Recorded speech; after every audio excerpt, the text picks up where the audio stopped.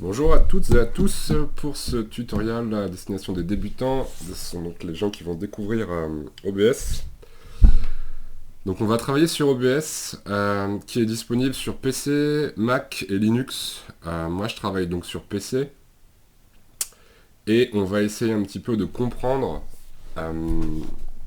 tout ce qu'il est possible de faire avec ce logiciel. Donc ce logiciel est principalement utilisé pour enregistrer et streamer tous vos contenus vidéo et audio qui se déroulent sur votre ordinateur. Et on va commencer à rentrer dans la matière tout de suite. Donc quand on ouvre OBS, on tombe sur cette interface. Et donc il n'y a rien puisque je commence avec une interface vide comme vous devriez commencer vous aussi. Donc on voit que on a les scènes ici et on a les sources ici.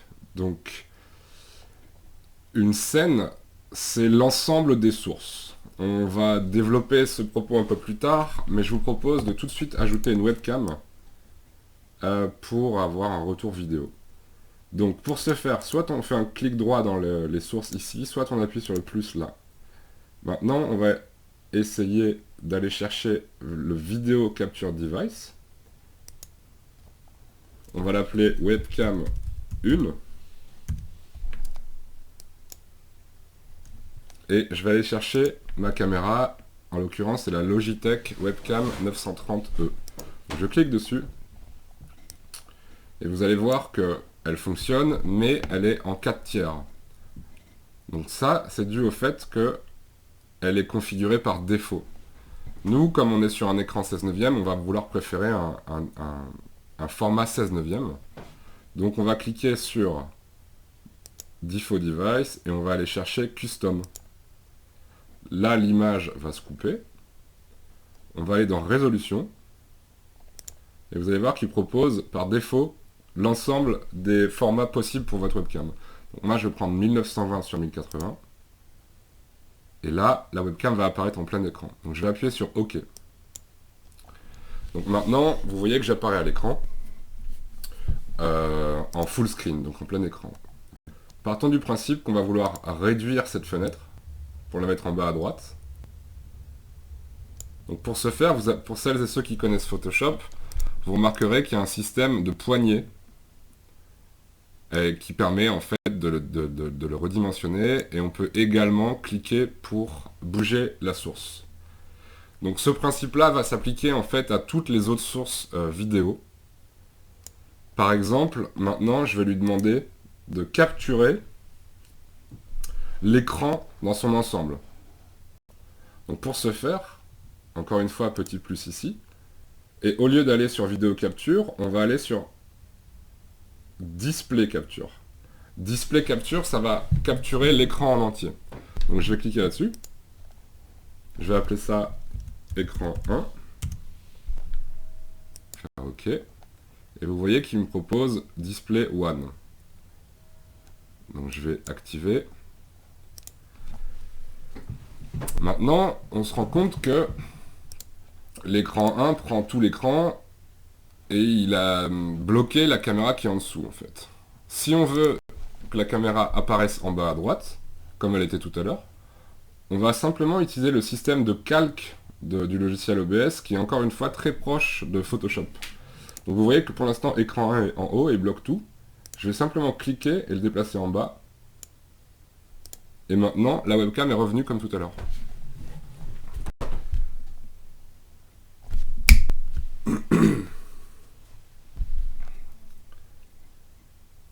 Ok. Alors, dans ce tutoriel, en fait, je vais créer une composition de tous les écrans possibles, histoire de vous montrer à quel point c'est souple et à quel point vous pouvez enregistrer n'importe quel type de source vidéo. On va se concentrer plus tard sur l'audio parce que c'est vraiment une partie à part entière et je voudrais pas que ce soit trop confus. Donc continuons. On va minimiser un peu plus la fenêtre écran 1 et on va la déplacer sur la gauche par exemple. Ici. Hop. Il se trouve que moi je travaille avec deux écrans dans mon studio, donc je vais rajouter l'écran 2 derrière. Donc on retourne chercher Display Capture, on va l'appeler écran 2, OK. Et au lieu de choisir Display 1, on va choisir Display 2. Et donc ça, c'est mon écran numéro 2. Et si je vais là-haut avec la souris, vous allez voir que tout est pris en compte. Donc de la même manière, on va le descendre hop, en dessous de la webcam, histoire que ce soit apparent. Et on va aussi le redimensionner. Donc maintenant, je me retrouve à avoir 3 sources vidéo à l'écran, une caméra et 2 captures d'écran.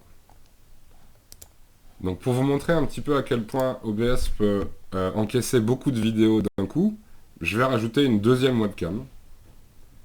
Donc, vidéo capture device, webcam 2, OK. Et je vais venir chercher la caméra, en l'occurrence la C922. Et donc comme tout à l'heure, en 4 tiers, on va passer en custom, et je vais lui demander d'être en 1920 x 1080. Comme pour les autres opérations, je vais la redimensionner, la déplacer au-dessus. Hop. Et donc maintenant on a 2 caméras et 2 écrans.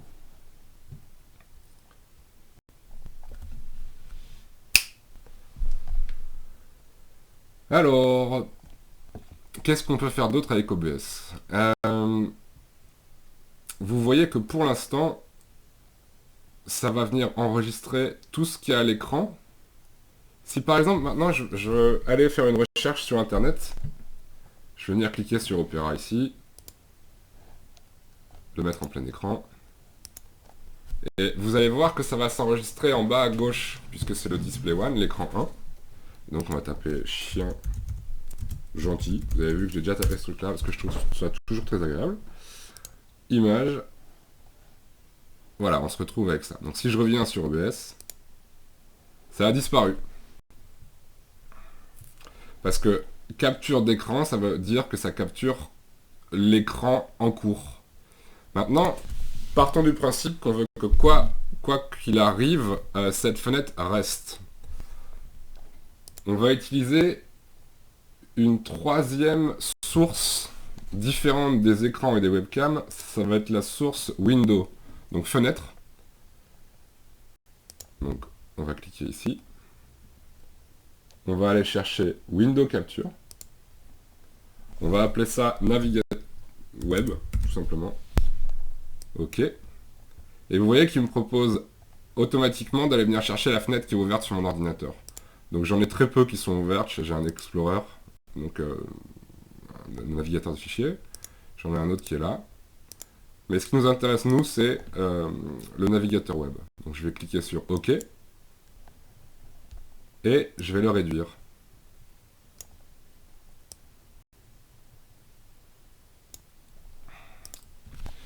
Donc maintenant, ce qui est intéressant, c'est que même si je vais cliquer sur Opera qui est en bas, et que je fais une recherche, chien gentil et chat méchant. Ok, faisons ça. Voilà, bon, on se tourne sur des super trucs. Vous voyez que là, je suis revenu sur le bureau et pourtant la fenêtre est toujours là. Donc c'est vraiment la différence fondamentale entre une capture d'écran, comme ici et comme là, et une capture de fenêtre. La capture de fenêtre, en fait, va rester quoi qu'il arrive à l'écran. Donc, maintenant, on trouve que c'est un petit peu trop chargé. Donc on va décider de cacher l'écran et l'écran 2. Pour ce faire, vous allez remarquer qu'il y a des icônes ici, qui représentent un œil à chaque fois. Et encore une fois, c'est comme Photoshop. Si je décide de les cacher, là en l'occurrence j'ai caché les webcams en fait, mais si je veux cacher les écrans, j'ai juste à cliquer sur l'œil qui est en parallèle. Vous voyez que maintenant elles n'apparaissent plus à l'écran. Donc je peux déplacer cette fenêtre. On pourrait aussi s'attarder un petit peu sur le fait que quand je me déplace avec la souris sur OBS, vous voyez que ça crée à chaque fois un cadre bleu quand je survole. Ce cadre bleu permet en fait de se rendre compte que la fenêtre est éditable. Donc ça veut dire que je peux la déplacer.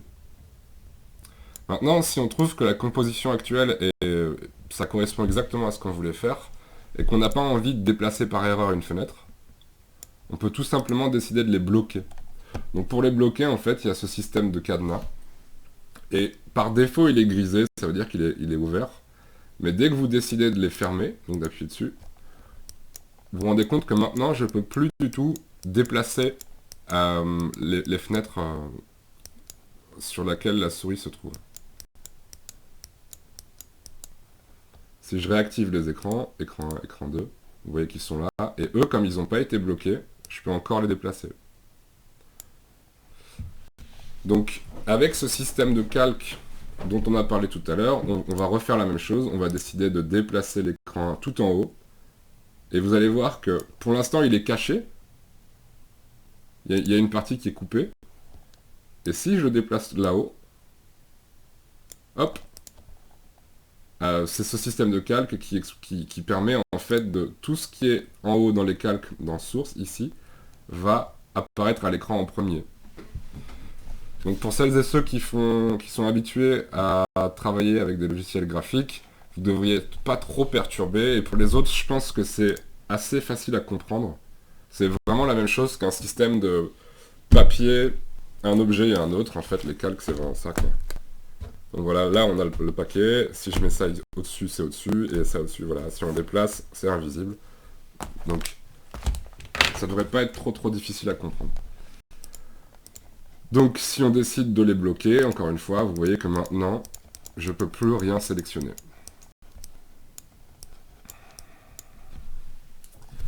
Donc on va terminer là-dessus l'introduction aux